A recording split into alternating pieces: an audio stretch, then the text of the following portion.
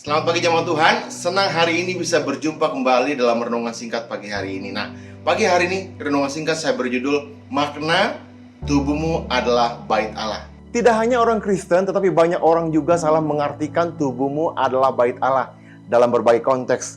Tetapi apa arti tubuh adalah bait Allah sebenarnya? Bagaimana kita seharusnya menghormati bait Allah sebagai orang Kristen? Nah, ungkapan ini kita temukan dalam 1 Korintus 6 ayat yang ke-19 sampai 20. Atau tidak tahukah kamu bahwa tubuhmu adalah bait Allah yang diam di dalam kamu, Roh Kudus yang telah kamu peroleh dari Allah, dan bahwa kamu bukan milik kamu sendiri, sebab kamu telah dibeli dan harganya telah lunas dibayar. Karena itu muliakanlah Allah dengan tubuhmu. Ini adalah salah satu ayat paling populer dalam Alkitab, namun seringkali disalahartikan. Nah, bagaimana kita seharusnya memperlakukan tubuh kita seperti bait Allah? Apa konteks ayat tubuhmu adalah bait Allah? Ayat ini ditemukan dalam surat pertama Paulus kepada gereja di Korintus sekitar tahun 55 Masehi. Dalam surat ini Paulus menegur gereja karena berbagai masalah seperti penyelesaian perselisihan di luar gereja dan juga seksual antara saudara kandung. Karena itulah ayat ini langsung dibahas oleh Paulus. Paulus meminta kita mengakui tubuh kita bukan lagi milik kita sendiri, tetapi milik Allah yang telah dibayar dengan harga yang mahal oleh kematian dan kebangkitan Yesus Kristus. Tubuh kita adalah alat kebenaran. Dengan menerima Yesus sebagai juru selamat kita, kita melepaskan hak untuk melakukan apapun yang kita pilih dengan tubuh kita.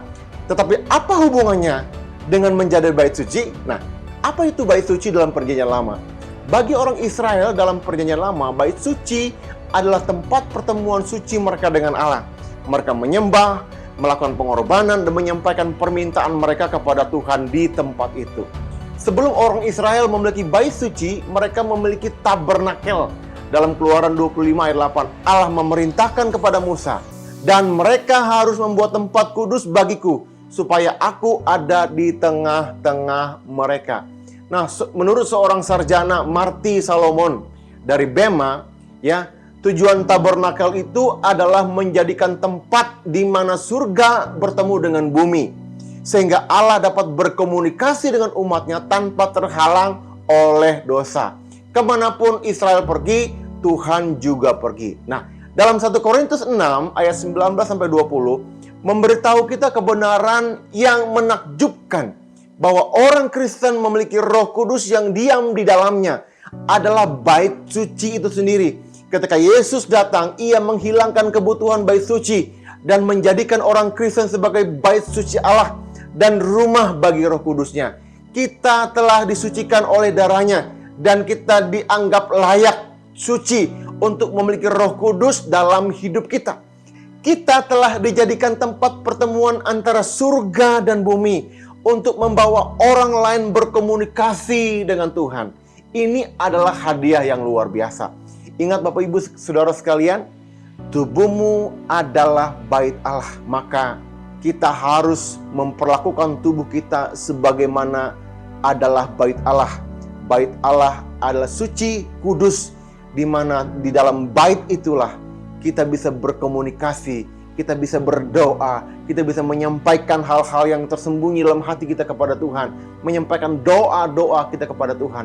Karena itu, hiduplah dalam pimpinan Roh Kudus, hiduplah dalam takut akan Tuhan, sehingga bait suci ini dalam keadaan kudus, dalam keadaan layak, dan berkenan kepada Tuhan. Kiranya renungan ini memberkati kita semua. Tuhan memberkati. Mari kita berdoa. Bapa, berkati jemaat Tuhan supaya bisa memaknai makna dari tubuh adalah bait Allah dan kami bisa hidup di dalamnya sehingga nama Tuhan dipermuliakan. Dalam nama Yesus kami berdoa, haleluya, amin. Tuhan memberkati.